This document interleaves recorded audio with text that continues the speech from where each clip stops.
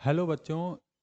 एक केटीजी में जो कन्फ्यूजन होता है एवरेज काइनेटिक एनर्जी में, उसको आज हम लोग देखेंगे और उस कन्फ्यूजन को हम लोग दूर करेंगे। कंटेनर दिया है, इसमें गैस मॉलिक्यूल्स हैं, रैंडम स्पीड्स होते हैं, रैंडम वेलोसिटी है। मान लेते हैं इस कंटेनर का प्रेशर है P, इस कंटेनर में जो गैसेस हैं उसके कारण प्रेशर है P, टेम्परेचर है T और कंटेनर का वॉल्यूम है V। एवरेज काइनेटिक एनर्जी कहते हैं, मतलब इन सब का जो काइनेटिक एनर्जी है उसका एवरेज वैल्यू जो होगा वो। एवरेज काइनेटिक एनर्जी का फॉर्मूला होता है 3/2 kT।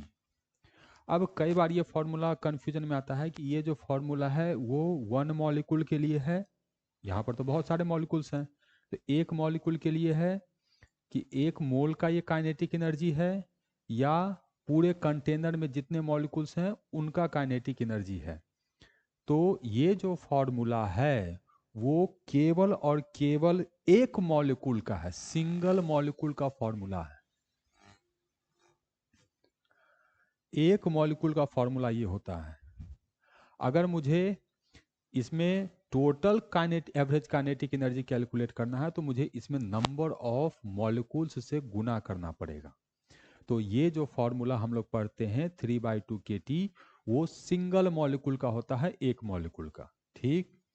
अब ये जो एवरेज काइनेटिक एनर्जी का जो फॉर्मूला है, क्या ये ट्रांसलेशन डिग्री ऑफ फ्रीडम जैसे पढ़ते हैं, रोटेशनल डिग्री ऑफ फ्रीडम पढ़ते हैं, वाइब्रेशनल डिग्री ऑफ फ्रीडम पढ़ते हैं, तो क्या ये ट्रांसलेशनल, रोटेशनल और वाइब्रेशनल सबका मिलाकर है? नहीं। केटीजी में हम ये एज्यूम करते हैं कि ये एक पॉइंट पार्टिकल है, तो पॉइंट पार्टिकल केवल ट्रांसलेट करेगा। तो ये जो काइनेटिक एनर्जी जो फॉर्मूला है इसमें केवल और केवल ट्रांसलेशन लिया गया है, केवल ट्रांसलेशन है। यहां पर X Y Z, X direction में अगर एवरेज काइनेटिक एनर्जी कैलकुलेट करेंगे, average kinetic energy X direction में, तो ये आएगा 1/2 kT। इसी तरह से एवरेज काइनेटिक एनर्जी अगर वाई डायरेक्शन में कैलकुलेट करेंगे तो ये भी आएगा 1/2 kT। और एवरेज काइनेटिक एनर्जी अगर हम लोग जेड डायरेक्शन में कैलकुलेट करेंगे तो ये भी आएगा हम लोग को 1/2 kT। तो तीनों डायरेक्शन में काइनेटिक एनर्जी, तो इन तीनों को सम किए तो ये आ गया 3/2 kT। तो ये केवल और केवल ट्रांसलेशन के कारण है, इसको रोटेशन से कोई लेना देना नहीं है, इसको वाइब्रेशन से कोई लेना देना नहीं है। ठीक।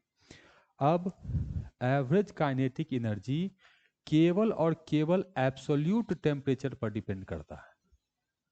यहाँ जो टेम्परेचर लेना है वो केल्विन में लेना है। के बोल्ट्जमान कांस्टेंट है, ये यूनिवर्सल कांस्टेंट है, तो टी जो है वो हमको केल्विन में लेना है। अब क्या एवरेज काइनेटिक एनर्जी इस कंटेनर के प्रेशर पर डिपेंड करता है? नहीं, प्रेशर से कोई लेना देना नहीं है। क्या ये एवरेज काइनेटिक एनर्जी इस कंटेनर के वॉल्यूम पर डिपेंड करता है? नहीं, इसके वॉल्यूम से इसको कोई लेना देना नहीं है।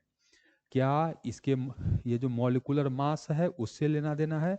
जैसे हाइड्रोजन हो, हीलियम हो, अलग अलग गैसेस है तो उसका मोलर मास अलग अलग होगा। तो क्या मोलर मास बदल जाने पर एवरेज काइनेटिक एनर्जी एक मॉलिक्यूल का बदल जाएगा? नहीं, उस पर भी डिपेंड नहीं करता है। Nature of gas, nature of gas मतलब हुआ क्या ये मोनो एटॉमिक हो, डाई एटॉमिक हो, ट्राई एटॉमिक हो, तो क्या एवरेज काइनेटिक एनर्जी बदल जाएगा?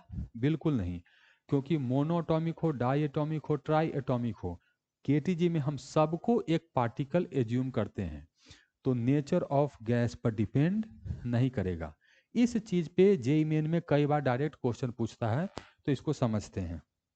मान लो एक कंटेनर में हाइड्रोजन गैस है, टेम्परेचर है T, तो इसका कुछ एवरेज काइनेटिक एनर्जी होगा एक मॉलिक्यूल का। अब हीलियम लिए तो इसका मास अलग है एक मॉलिक्यूल का, इसका मास अलग है एक मॉलिक्यूल का, तो इसका भी कुछ एवरेज काइनेटिक एनर्जी आएगा। यहाँ टेम्परेचर T है, यहाँ भी टेम्परेचर T है, तो इसका एवरेज काइनेटिक एनर्जी और इसका एवरेज काइनेटिक एनर्जी दोनों बराबर होगा। ये डाई एटॉमिक है, ये मोनो एटॉमिक है, मास मोलर मास भी अलग है और डाई एटॉमिसिटी भी अलग है, उससे कोई मतलब नहीं है। एवरेज काइनेटिक एनर्जी एक मॉलिक्यूल को केवल और केवल मतलब है टेम्परेचर से, दोनों का टेम्परेचर बराबर तो एवरेज काइनेटिक एनर्जी बराबर। ये भी डायटोमिक है, तो इसका भी एवरेज काइनेटिक एनर्जी वही होगा। डायटोमिसिटी से कोई मतलब नहीं है, मरकरी वेपर है, इसका मोलर मास बहुत ज़्यादा है, 1 मोल का मास, लेकिन इसका भी एवरेज काइनेटिक एनर्जी एक मॉलिक्यूल का वही होगा, क्योंकि टेम्परेचर इसका भी वही है। अब यहाँ पे एक क्वेश्चन आता है, क्या यहाँ हम हाइड्रोजन का rotational degree of freedom consider करते हैं? नहीं, यहाँ जो हम कंसीडर करते हैं वो केवल translational degree of freedom consider करते हैं। तो केटीजी के हिसाब से ये मॉलिक्यूल में कोई रोटेशन नहीं है, तो ट्रांसलेशनल इसका, ट्रांसलेशनल इसका, ट्रांसलेशनल इसका, ट्रांसलेशनल इसका, एक ही टेम्परेचर पे सब बराबर होगा। अगर क्वेश्चन में कहा है कि हाइड्रोजन का आपको रोटेशनल कंसीडर करना है, तब इसका और इसका बराबर नहीं होगा।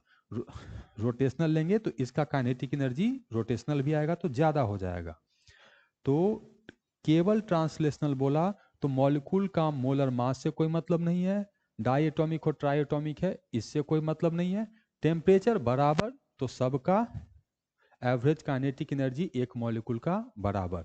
हाँ, अगर डिग्री ऑफ फ्रीडम लेकर कहा तो डिग्री ऑफ फ्रीडम लेने के बाद एवरेज काइनेटिक एनर्जी का जो फॉर्मूला आएगा वो F/2 K इंटू टी होगा, F/2 K इंटू टी। लेकिन ये हम लोग को तब लेना है जब डिग्री ऑफ फ्रीडम बोला कंसीडर करने के लिए, जब नहीं बोलेगा तो सबका टेम्परेचर बराबर तो सबका एवरेज काइनेटिक एनर्जी एक मॉलिक्यूल का बराबर होगा। तो एवरेज काइनेटिक एनर्जी के फॉर्मूला को यूज करते समय इन बातों का ध्यान रखना है।